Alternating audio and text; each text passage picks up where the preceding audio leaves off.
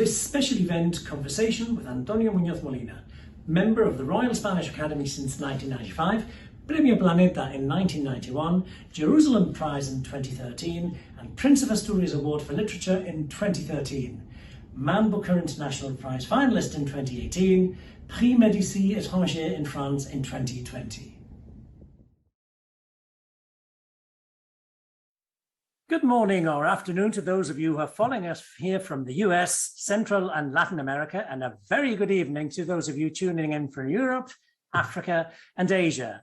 And that's one of the advantages of modern technology. That's what's bringing us here today. My name is Richard Bueno-Hudson.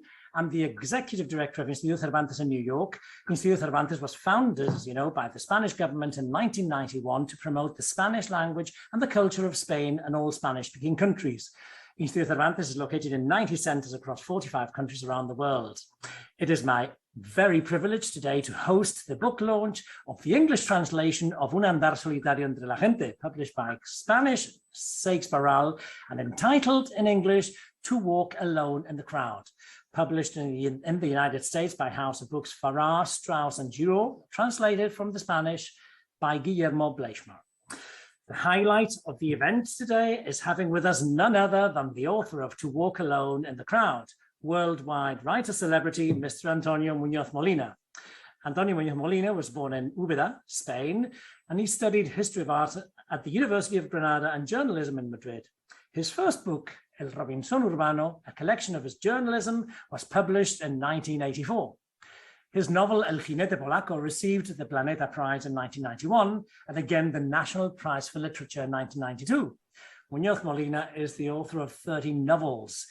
His books include Beatus Ille, 1986, El Tenebros, 1989, Los Misterios de Madrid, 1992, El Dueño del Secreto, 1994, Ventanas de Manhattan, 2005, and El Viento de la Luna, 2006, amongst others. In 1995, he was elected to the Royal Spanish Academy of the Language, its youngest member.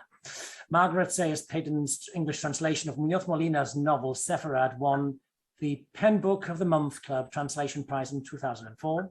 He also won the Jerusalem Prize in 2013. Isabel Guignon's French translation of Muñoz Molina's novel Un andar solitario entre gente was awarded the Prix Médicis Étranger in France in 2020. Like a Fading Shadow was finalist in the Man Booker International Prize in 2018. As you can see, he hasn't wasted his time. He's providing us with all this amazing literature and all these expressions of creativity. Thank you very much, Antonio, for being so generous with the rest of us.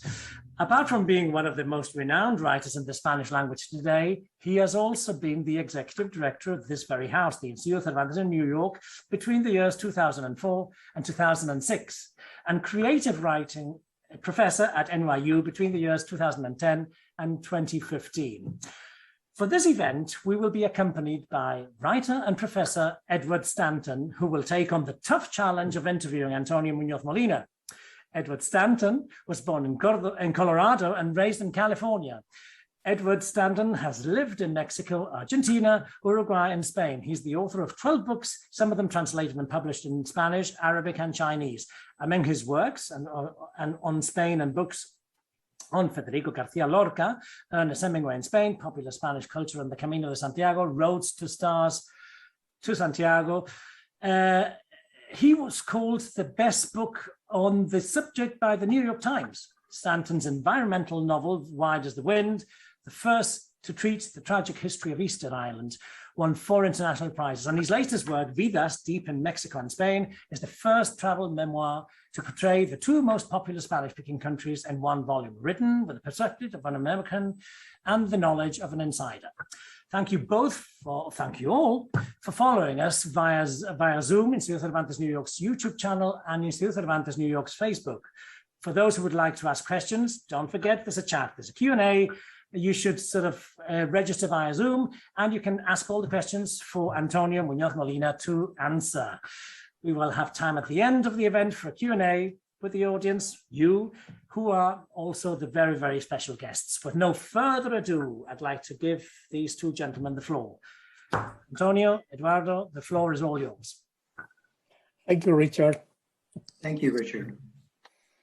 Antonio, it's a privilege and delight for me to have this conversation with you because it gave me the opportunity to receive an advanced review copy of your very powerful translation of your novel, To Walk Alone in the Crowd.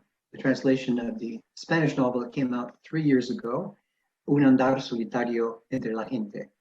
I know that your novel was translated into French last year, but I think there's a real kind of poetic justice that it's now appearing in New York with a marvelous publisher for our Strauss, because you have lived in New York, you have worked in New York.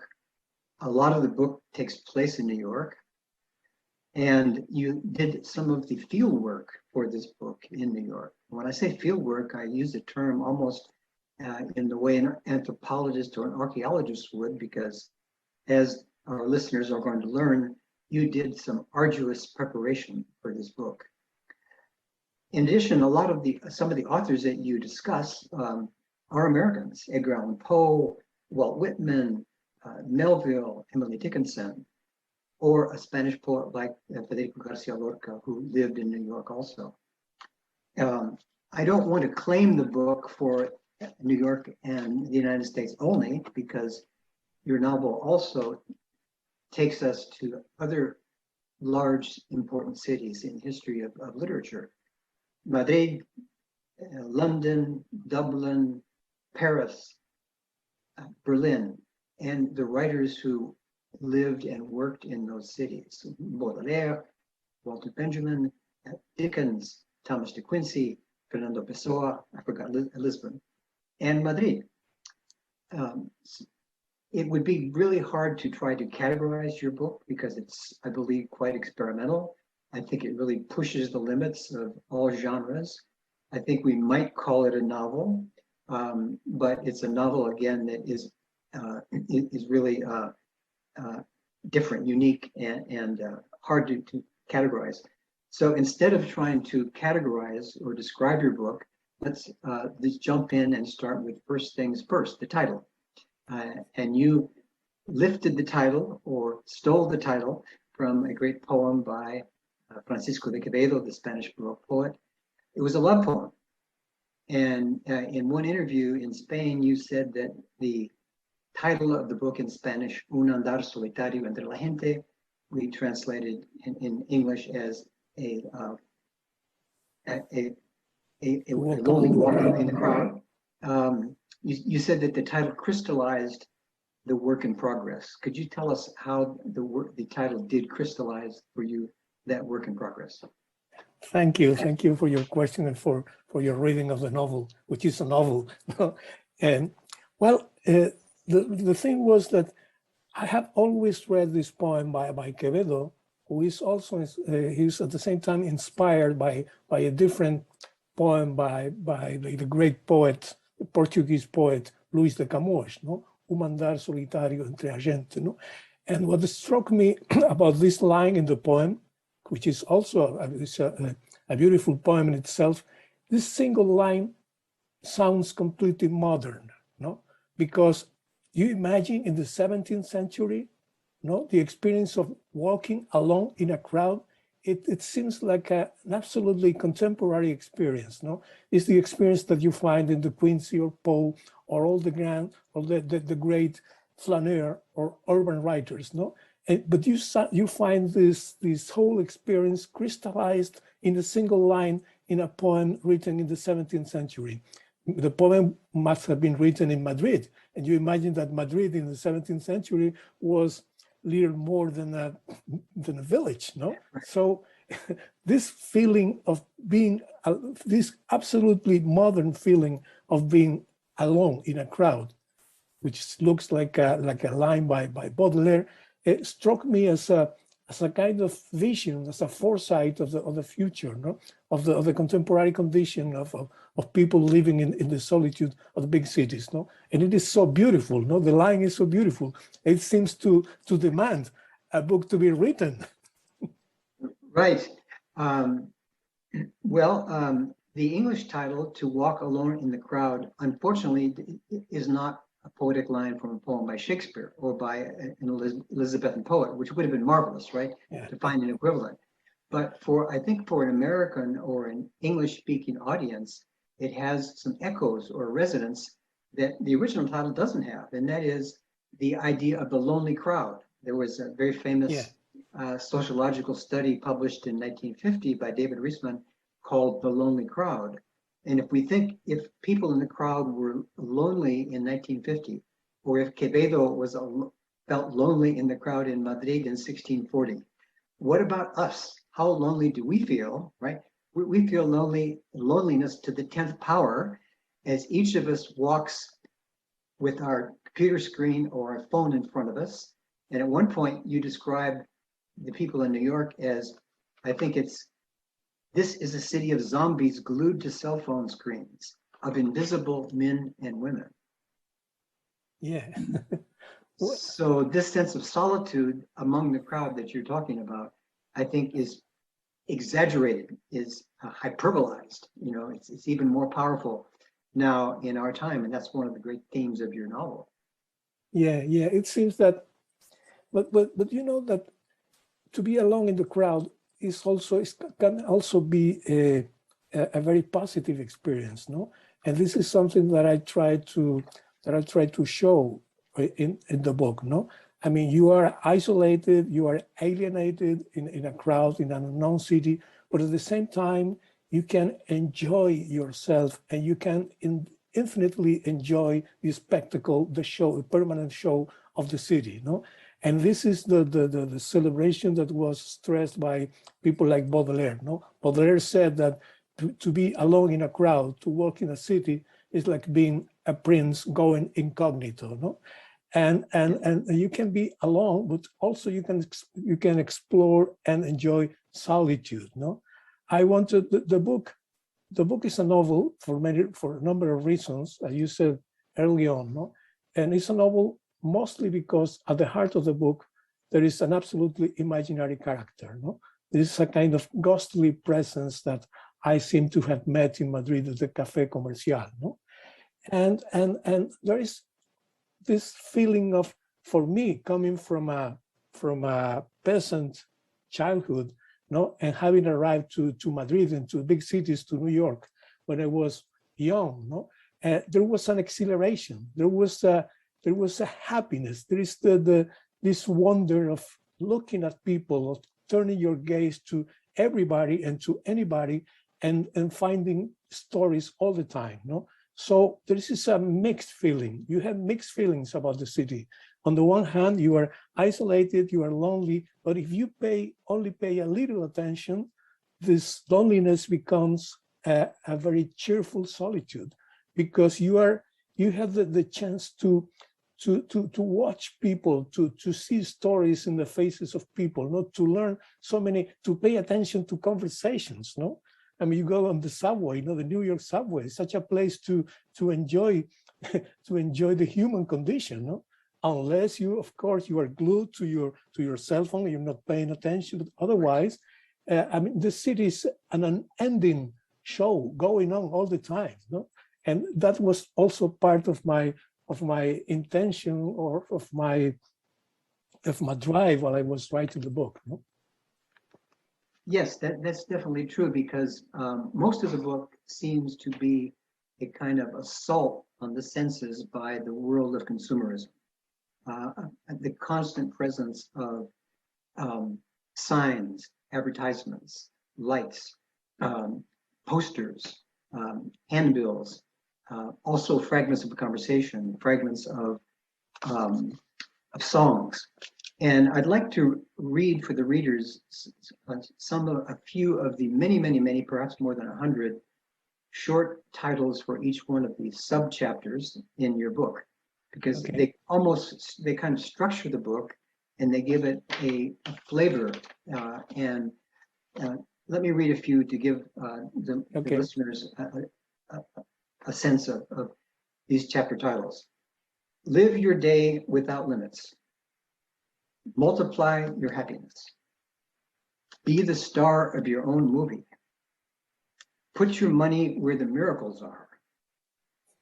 Get your smile back with a 3D printed jaw. Quick, cheap divorce and paperwork, 1 hour. Dogs can sport the newest fashions too. You may not see us, but we're here. And the one that's a favorite of many readers, be yourself unless you can be Batman. So what these subtitles have in common, besides the marvelous humor, that even you're enjoying yourself, right? Yes, I was absolutely enjoying myself. Yes, and the book it does have humor, even though there are many somber parts about the book. All of these commands, they are commands, so that the dominant grammatical mood of these titles is the imperative, the single you, the single person. But the speaker is an anonymous we, a kind of collective, right? Yes. You may not see us, but we're here. And we see you really is the kind of subliminal message that these subchapters suggest, right? So can you talk a little bit about the process, the arduous work, almost like an archaeologist or an anthropologist, as you walk through cities with your tape recorder, your telephone, your notepad, your pencils, recording and taking notes that eventually would become a novel? Well, it all started by this obsession to pay attention to all these ads that I came across while I was walking in the city. No, it was a time I was working on a different project. No, but then I have always been fascinated and also enraged by the omnipresence and of the language of publicity, of commercials, of ads. No. So because they steal from poetry, they steal from songs, no, and were the only intention of making you buy things, no. So when I started jotting down all these ads, all these things that I came across on the street, no, with no further intention, it was only for the sake of it, because I could not do it, no. So little by little, I started to realize that there was among all this confusion, there was a unity. There was a kind of a common voice, no? And this was this voice of command and invitation at the same time, no? It was a voice, it used the you, it addressed you as a poem does, no? You are the, and it was pointing a finger at you, no? It was saying what to buy, what to say, inviting you to desire things, no? And since they were using the language of poetry, there was also a kind of beauty in it, no? So I remember I was in New York one day, no? And I pay attention to something that we see all the time in New York. If you see something, say something. And I said to myself, this is what I want to do. I say something, I see something, and therefore I say something. So the whole book came out. It was not something I planned ahead, no? It was something that came to me while I was doing this thing in first in Madrid, then in Paris or New York. I was just simply jotting down things, no, paying attention to ads, to headlines in newspapers, all this kind of stuff, no? The stuff that surrounds us, but we don't pay attention to. But it's a kind of pollution. It's something related to environment, and I know you are very sensitive to this, no? So this is a word which is flooded by garbage, no? By plastic garbage, but also by visual and verbal garbage, no? But in the middle of this garbage, you can find like a hint of poetry or beauty, no? Sometimes because they previously have taken these things from beauty, from poetry, but also because there's an involuntary poetry. No, this is, and this is something that I learned from the writing in the early 20th century. You remember how Joyce used the ads in Dublin papers, no, and in Ulysses, how many different people have done that, no. Painters, no? A painter I particularly love is Stuart Davis, no? Mm-hmm. I'm particularly fond of Stuart Davis, no? And he paid so much attention to all these ads, these letters in the middle of the city, no? And it was so exciting to put all these things together and see that something might come out of that, no?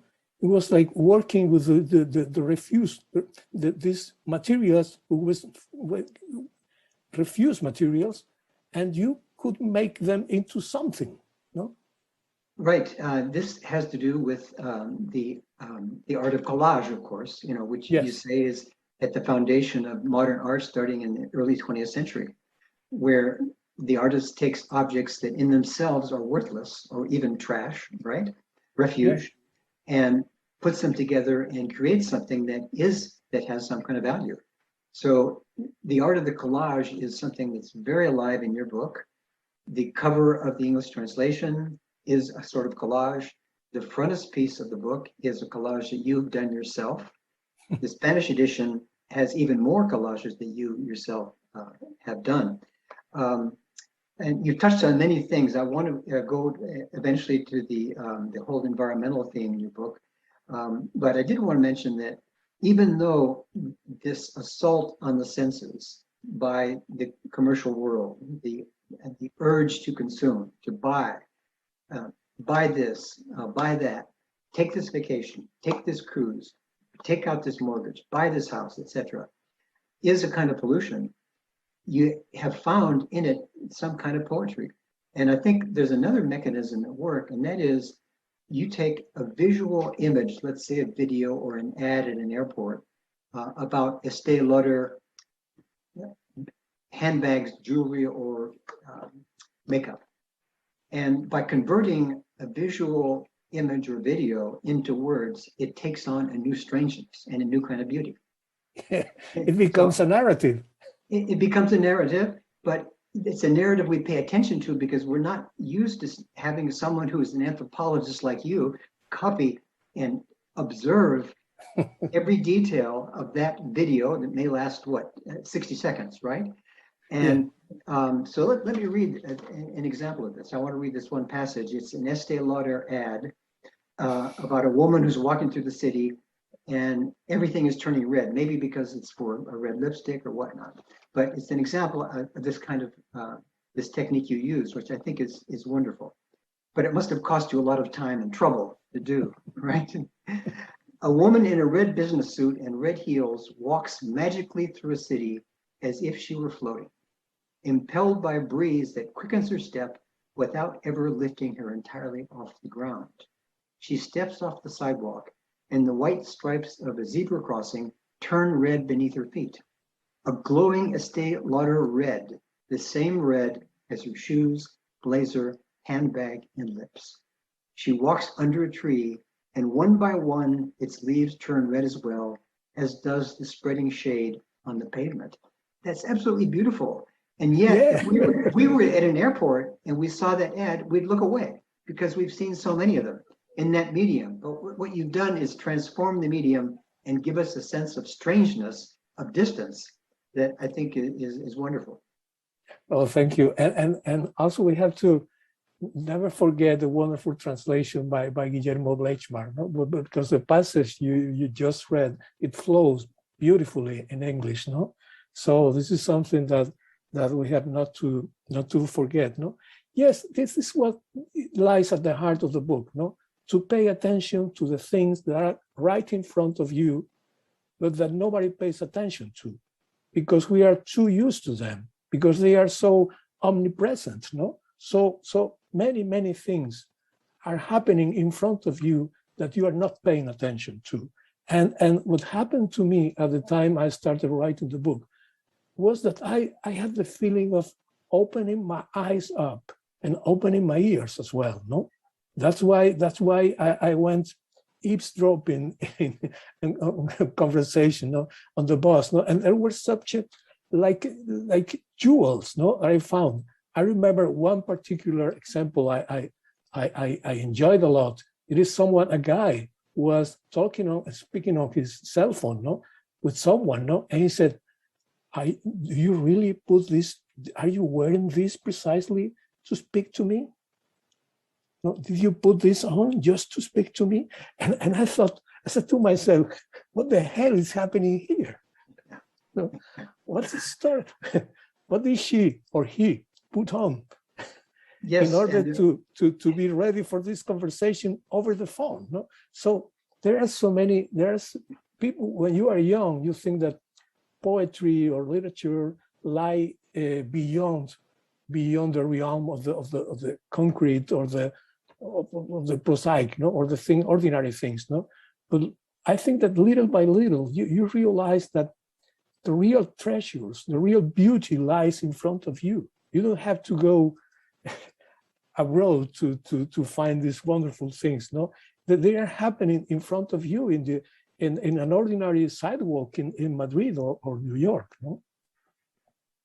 I remember some other very interesting snatches of conversation you overheard, and I think overhearing is important. You didn't hear them, you overheard them because they weren't directed directly to you. And I think it was John Stuart Mill, believe it or not, who defined poetry as a conversation that is overheard. Not heard, really? But overheard. In other words, from a distance, the subtlety, the distance, the silence, the whisper, right? I remember another snatch of a conversation you had, I believe you heard someone say, she claims that the most important thing in her life are her fingernails. Right? Her priority in life are her fingernails. Yeah, her absolute priority in life were her fingernails. Yes. Yeah, exactly. So your book, in addition to being a novel, with some characters who, however, do not interact with each other very much, is also, I think, a kind of literary history of the writer-walker, of the flâneur, the writer who, starting in the early 19th century with the Industrial Revolution, with the growth of modern cities, with the use of gas lighting and later electric lighting, it was possible for people to walk safely in the cities. Men, not women, because if women walked alone in the cities, we have the perfect word in English, they were streetwalkers, right? Streetwalker, yes. Means a prostitute, right? But however, you will deal with some women writers eventually in the book. So you talk about this kind of literary history of this genre of the literary walker, and Poe in New York, who seems to be one of the earliest ones, right? And then Poe is translated by Baudelaire, and Baudelaire is another walker in the city who observes, as you've already mentioned. And a fascinating fact that you mentioned is that apparently Baudelaire, one of his friends said, did not compose his poems seated at a desk, but composed his poems as he walked through the streets. Yeah, somehow the rhythm that's, of walking. That's the testimony of a friend of Baudelaire, yes. Right, yeah, exactly.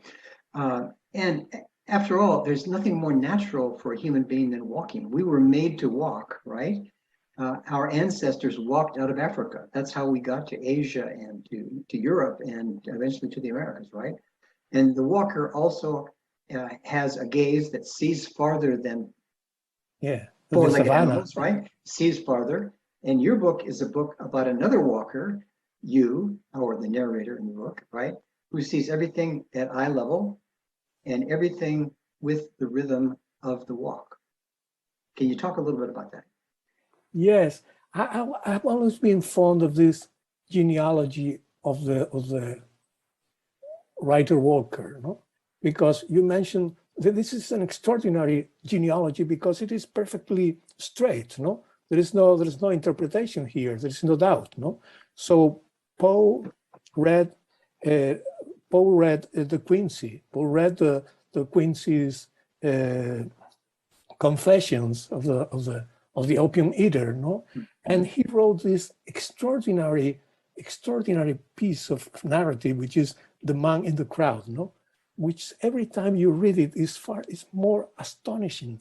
Because it is so modern, no? It is a short story, but there is not a plot.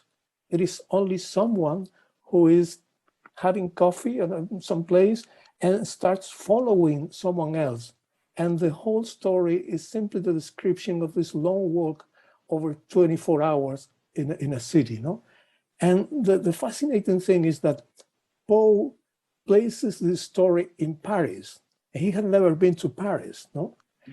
But then Baudelaire translates the Quincey and Poe into French, and he starts the whole tradition of the flâneur in France. No, but later on in the 20th century, Walter Benjamin translates Baudelaire into German. And then he moves to Paris, and he becomes a walker in Paris himself. And then, and the fascinating thing for me, what made Walter Benjamin such an incredible character for me was that he was planning to move to New York. He might have been living in New York. He might have been living in the same neighborhood I was living in for many years, no? Right. Because he was about to become part of the German emigre Jewish community on the Upper West Side. No, he was planning. He had a map of New York City, and he pointed everything that his friends wrote to him about in this map of the city. No, so he had his visa to the U.S. No, he was trying to learn English, no, by reading Faulkner, by the way. No? And so when I was writing the final section of my book, no, I was aware that someone who might have been walking around the same neighborhood I was so familiar with was Walter Benjamin, no?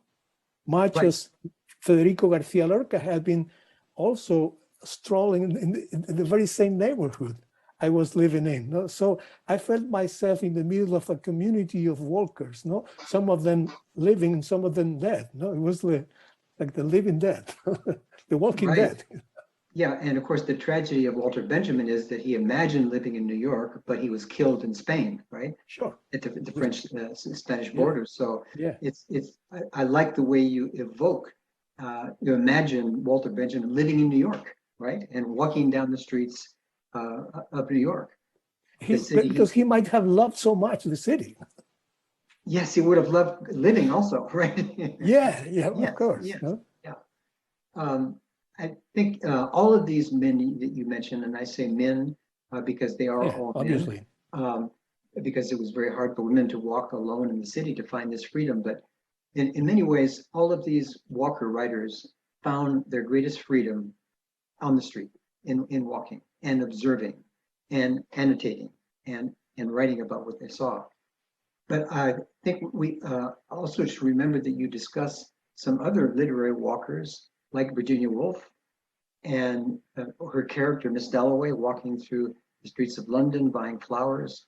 And for me, one of the most moving cases is when you talk about Emily Dickinson, who is famous for not being a walker, famous for not leaving her house. But as you say, where she felt the freest was in her own house, in the same way that Poe felt the freest walking the streets of New York or Philadelphia or Baltimore, or that Baudelaire felt free walking in the streets of Paris or of Brussels, or de Quincey walking in the streets of London. Well, you know, there are two, in my opinion, there are two kinds of artists, no? Those who are the artists of the expansive form, no? Or the expansive life, no? You think of Whitman, no? No, the whole world seems to be opening up in front of him. No, he seems to be embracing the whole experience of life. No, and on the other extreme, you have Emily Dickinson. No, the artist who concentrates. It's like the way Thelonious Monk played piano, or the way Art Tatum did. No, Art Tatum displayed all his virtuosity, no, all over the keyboard, no, and Thelonious Monk concentrated on a few notes, no, very sparingly, no. So this is the two types of artists, no, and we have to pay attention to both of them, because the artist who loves the street sometimes has to go back to the desk and sit down and do his writing, no? And the writer who is alone, who is isolated in his studio or her studio, has to find the whole universe, no, inside this bubble, no. You see that when you read the Emily Dickinson's poems about nature, no, he is describing a small garden, but you see how she writes about a worm, no, or about a bee. No? So it's like the jungle. It seems that she has the whole possession of the jungle in her back garden. No, so both types of artists are fascinating to me. No? Yes, of course. I would like to read a few passages, very short passages from the book to give listeners a sense of your style and the variety of your style also, and the brilliance of it. And the first passage I'm going to read has very much to do with your methodology in preparing to write this book. I almost never ride a bicycle, and I never take a taxi. I either walk or ride the subway. All my worries and obsessions are dissolved in ceaseless observations. I am no longer my own thoughts, the things that I imagine or remember, just what meets my eyes and ears, a spy with secret mission to record and collect all. A much briefer passage. Milk and coffee come together in a kind of Eucharistic mystery. So do bread and butter, quince and cheese, bread and olive oil.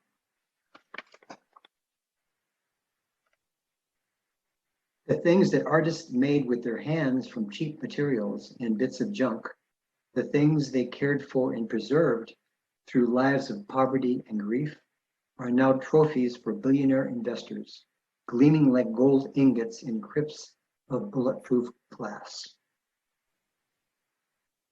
Here's Donald Trump with his gold Lex Luthor hairpiece, misgoverning the world like a megalomaniacal villain out of a cheap novel, a Goldfinger, a Dr. No. And the last passage I want to read will be familiar to anyone who's been in airports in New York and in Madrid. As soon as you step outside an airport terminal, you notice a country smell. The arrivals hall at JFK smells of fast food, fried grease, hot pizza dough. The first waft of early morning air in Madrid carried a Spanish smell of tobacco and coffee with milk. That's wonderful. Wonderful. Antonio, I'd like to talk to you a little bit about the structure of the book, and especially the tour de force, the long second part, which takes its title from a line by Emily Dickinson, Mr. Nobody, because all of us walking in the city are Mr. Nobodies. All of us glued to our screens. We're all, lonely in the crowd. So in the final section of the book, you undertake this epic walk, this epic journey, which in the book is one walk. I suspect that in your life or the narrator's life, it was several walks put together. Yeah. Because Indeed. who can walk from the south of Manhattan to the South Bronx in one day and survive and record? Excuse me, I've done it. I'll Right. tell you later, please. Okay, but you didn't have time to take notes, right? Yeah. And as you do this, the goal that you reach is the House Museum of Edgar Allan Poe in the South Bronx. And as I read this, I thought of a book by the American travel writer Paul Theroux called The Old Patagonian Express, where he takes trains all the way from Boston to Patagonia, but he stops in Buenos Aires to interview Jorge Luis Borges. And Borges tells him, don't go to Patagonia because there's nothing there. Just stay here in Buenos Aires where everything is, right? But so there's a sense of disillusion that Theroux feels because the goal, Patagonia, turns out to be something that Borges despises and discourages him from seeing. In your book, after this long walk, with all the obstacles along the way, and the crowds, and the people, and the potholes, and the beggars, et cetera, you reach Poe's house. And it's a poorly funded house. They have no budget to keep it up well. You're the only person, the narrator is the only person there. It's a lonely, sad place. The guide is someone who is probably Dominican. You wonder what his link or his connection to the English language, to American literature might be. And so there's a sense of disillusion, a sense of disappointment, a futility that almost represents the end of Poe's life, because he lived there very much toward the end of his life. A life, as we know, that ended badly. And at a time when he was also struggling with alcoholism, the death of his wife, drugs, poverty. Well, there is a sense of dissolution, but it's also a sense of accomplishment, you know. And for me to create this long walk, no, all the way from South Ferry up to the Bronx. In the first place, this is something I've done a number of times. No, I have taken walks from South Ferry all the way across Broadway, all over Broadway, through 242nd Street. No, it takes you 6 hours. No, and you stop for a for a snack, but it takes you on the whole 6 hours walking. No, and it's like the sense you design this trip. No, you decide you see the trajectory on the map. No, and you see and you think that you are going from A to B. No, so you go across the whole, you cut across the whole life of the city, across all the different nations, countries, lives, businesses, no? So you get to the end of it, and on the one hand, it obviously somehow disappointing, no? But on the other hand, it is a kind of an accomplishment, no? I have done it. I have seen the very house where this man lived, no? I've been here, no? And there is a moment when the character, the nameless character, who is the other protagonist of the book, no, he simply seems to fade away in the crowd, no? Because I must tell you something.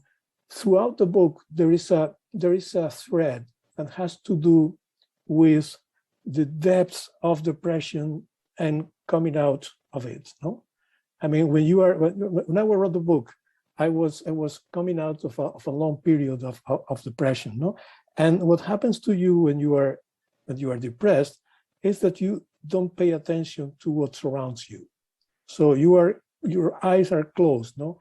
And for me, this coming out of depression meant that I was opening up my eyes and also fleeing away from myself, no?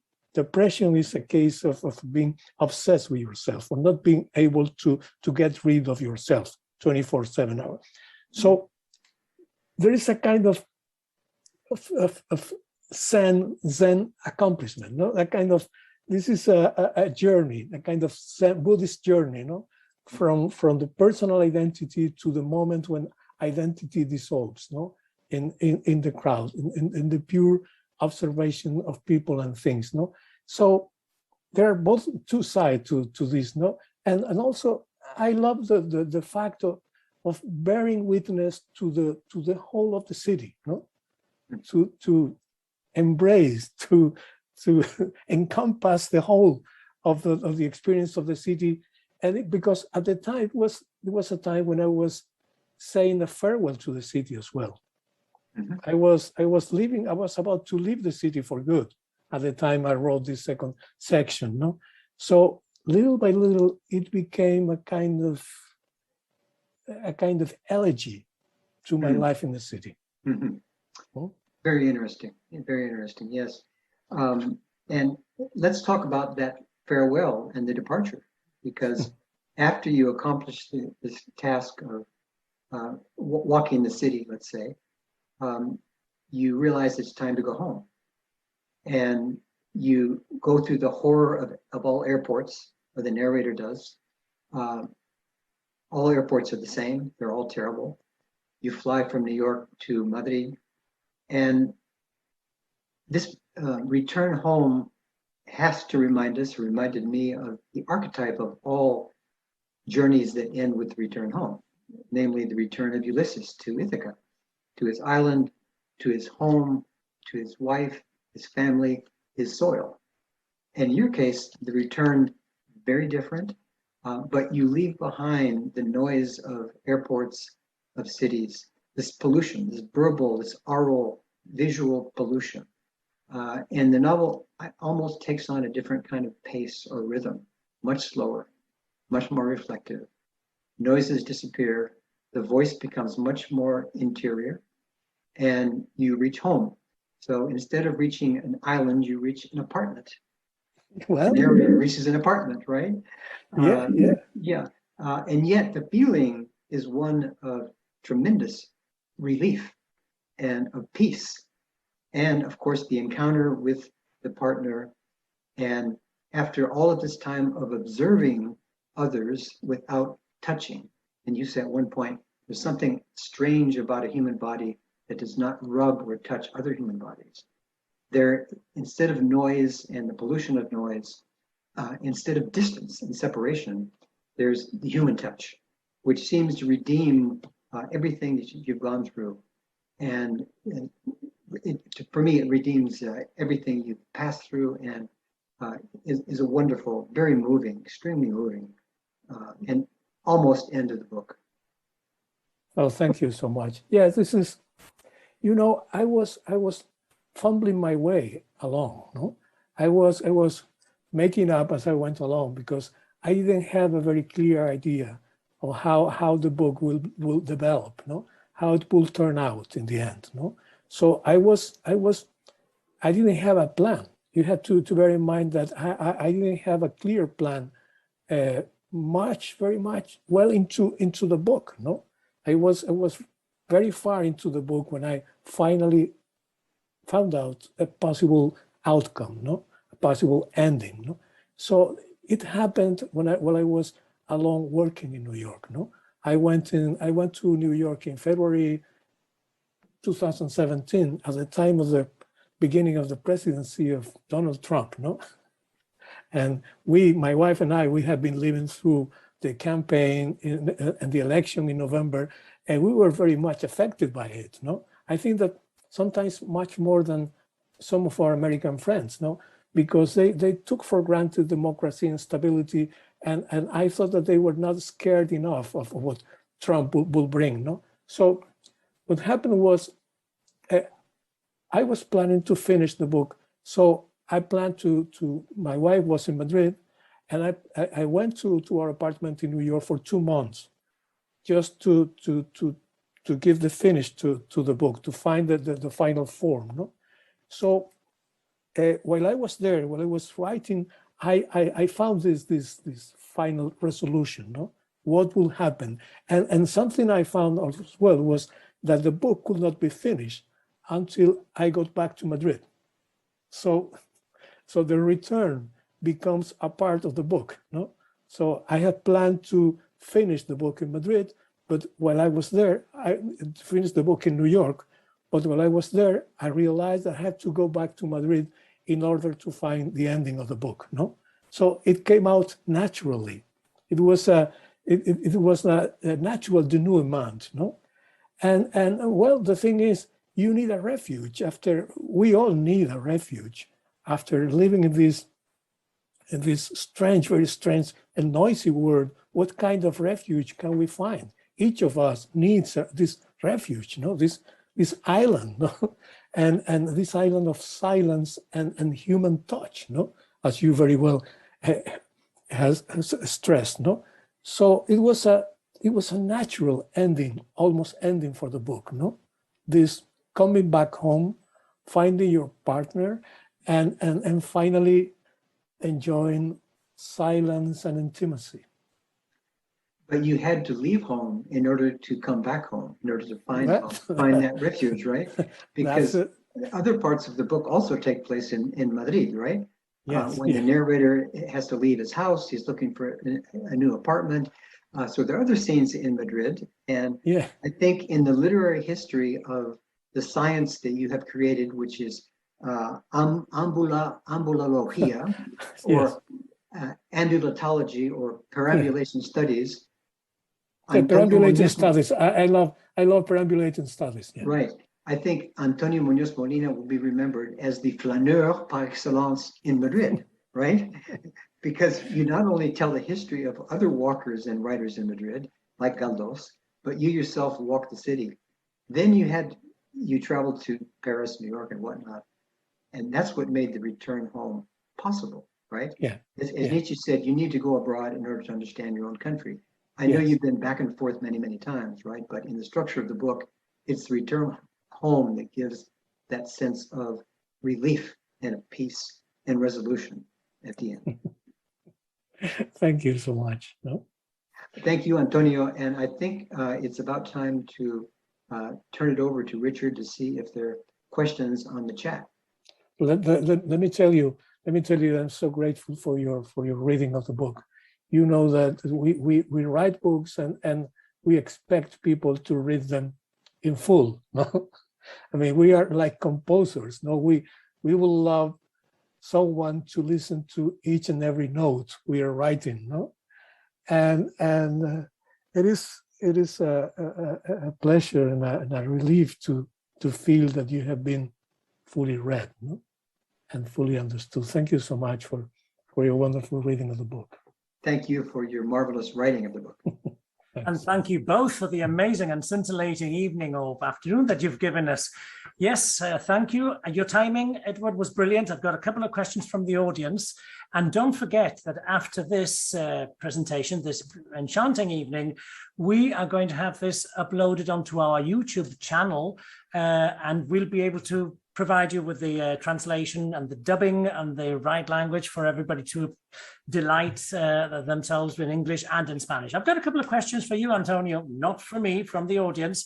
Let's see how you enjoy answering these questions. The first one is, after devoting so much time to dissecting the art of commercial collage in the streets, what differences or similarities can you see in the way these work in English and in Spanish in terms of rhythm, syntax, message, content, etc.?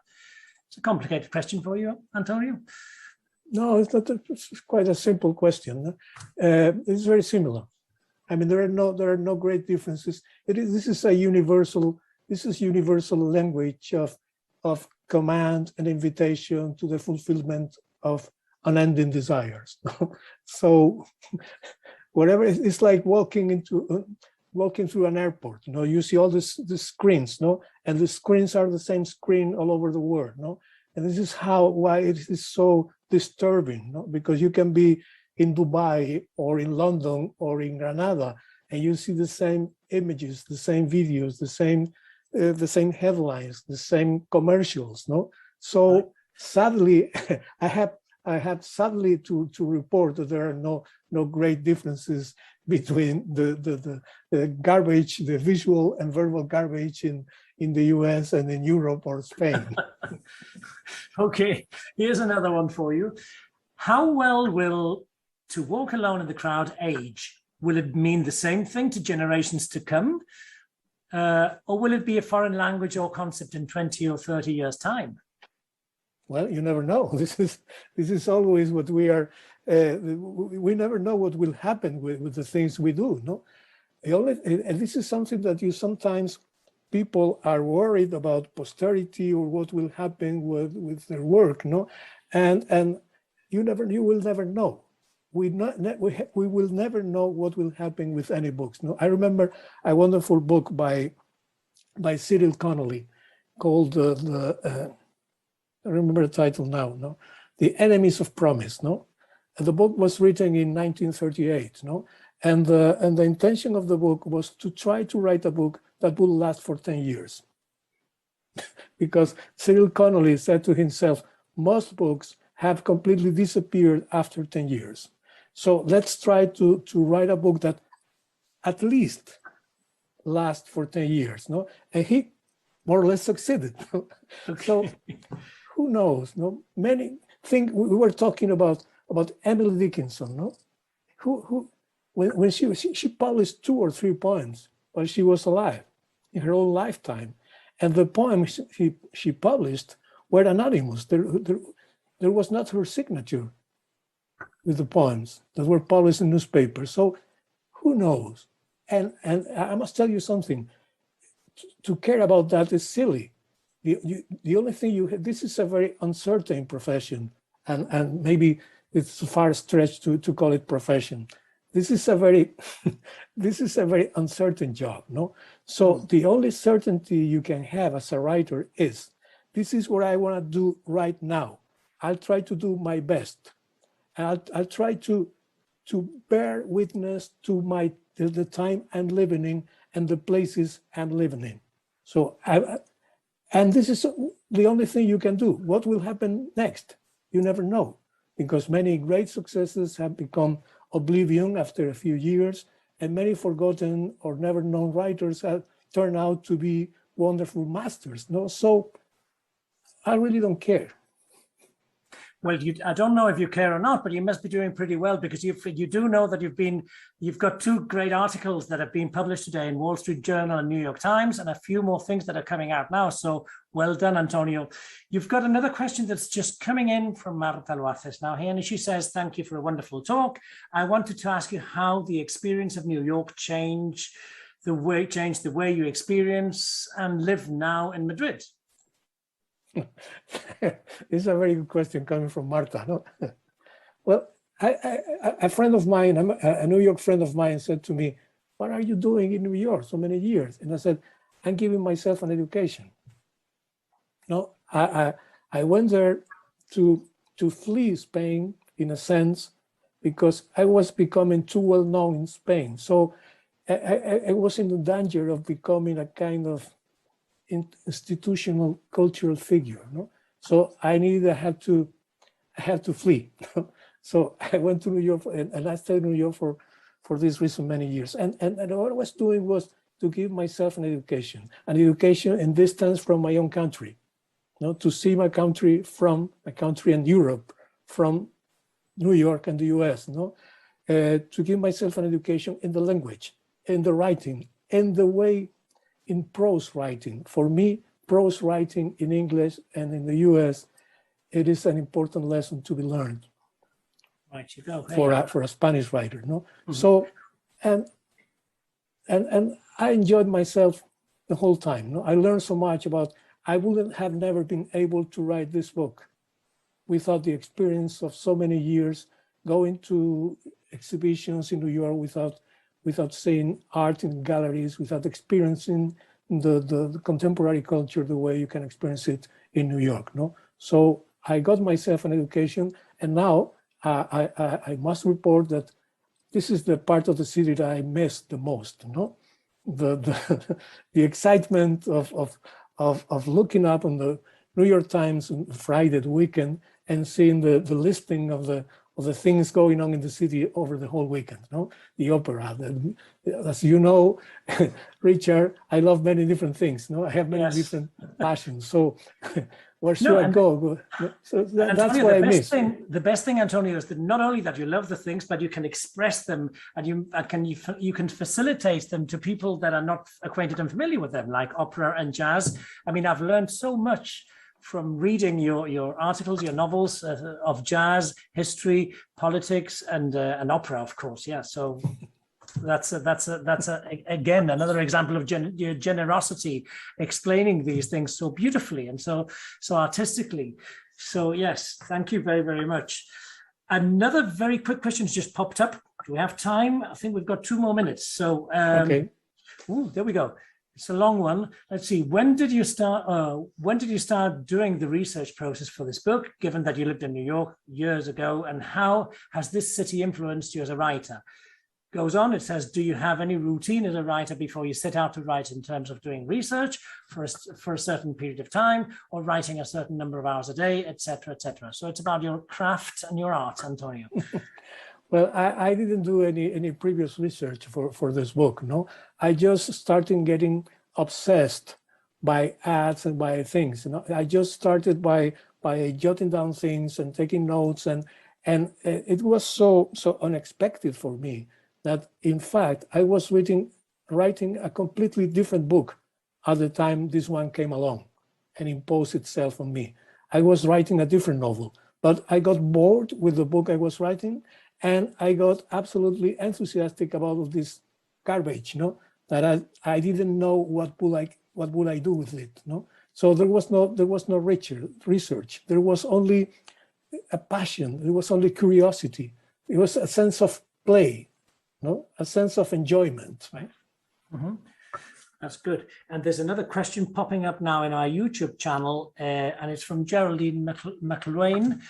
There is quite a difference in the places that have inspired your work, New York or Madrid, compared to your home, Úbeda.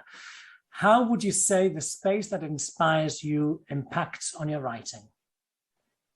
Well, this is the whole story of my education as a writer and as a person. No, the fact of being born in Úbeda and living to the end of my teenage years in this small town, and then going to Granada and Madrid and on, and always going back, and always, I mean, this tension between the origin, between the belonging to a place where you were born, and the worldwide world, no, so to speak, no, and the experience of being born in such small town in the late 50s and become an adult in a completely different world. You know, this back and forth between Úbeda and New York and Madrid, and this back and forth between the past and the present is at the heart of my writing and of my personal identity.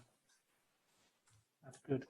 Okay, I think we have to bring this to a close now. I just have to thank, first of all, let me thank Antonio, obviously very, I mean, it's such a pleasure and such an honor to have you here with us. I have to say, for those of you who haven't read it, please don't miss the excellent reading that To Walk Alone in the Crowd makes. Remember, it's published in the United States by Farrar, House of Books, Farrar. And of course, I would also like to thank Edward for an amazing partner in the concocting all these beautiful questions for Antonio that made us all sit at the edge of our seats. So it's this enchanting evening has been amazing. We will be able to re-see it and analyze every word you've said, going back to our YouTube channel and our Zoom channels and Facebook channels in Instituto Cervantes in New York. Again, Un andar solitario entre la gente, To Walk Alone in the Crowd, published by Farrar, Straus and Giroux. Thank you very much, Edward. And of course, thank you for our guest of honor, Antonio Muñoz Molina. Thank you all. Thank you. It was like coming back home. The other home. the other home. There are many different homes. Right. And thank you, everybody who's been listening and sending in the questions. Don't forget to read it. Bye-bye.